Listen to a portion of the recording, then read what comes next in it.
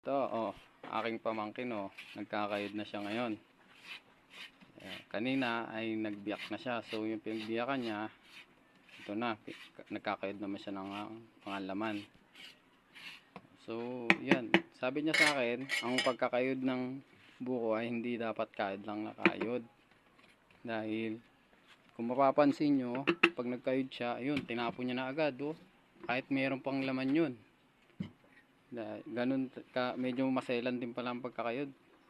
Kasi sabi niya, ang pagkakayod dapat hindi daw mabigat ang kamay. Dahil yung iba nasasama daw yung bao.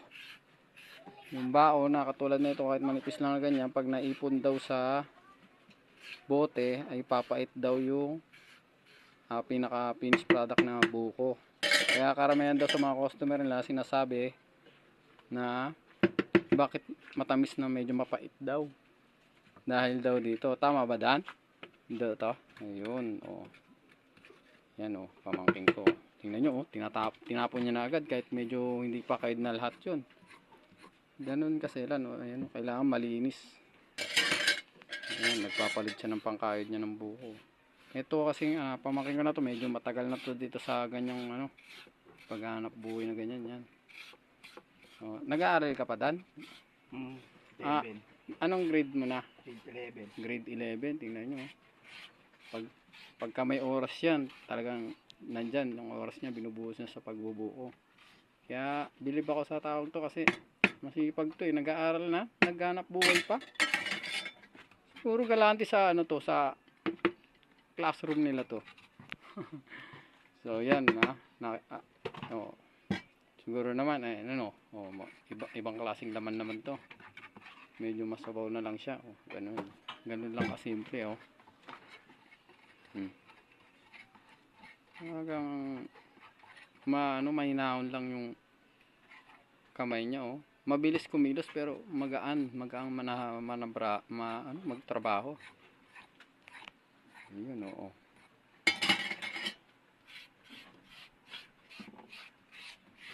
Ayan. Mapapansin nyo guys, magaling magkayod. Hindi nasasama yung pinakabahay ng buko niya. Ganun lang. Hindi rin pala basta-basta kayod ka lang ng kayod. Sa ngayon wala silang stock ngayon, dahil mahina deliver. Siguro dahil dun sa bagyo ngayon. Diba?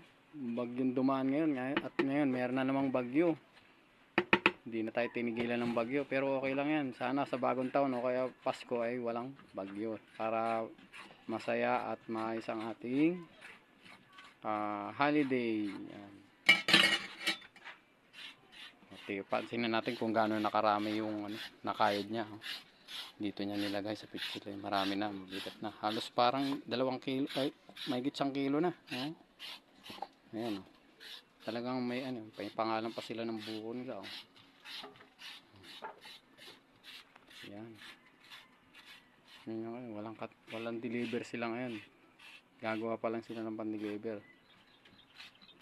Sa sunod guys na vlog ko ay titingnan naman natin kung paano sila gumawa ng finished product nilang buko. Para meron kayong idea kung sakaling gusto nyo rin negosyo ng ganitong pamamaraan sa pagbubuko kahit tag-ulan at tag-araw. So, ganito na lang guys. Hanggang dito lang muna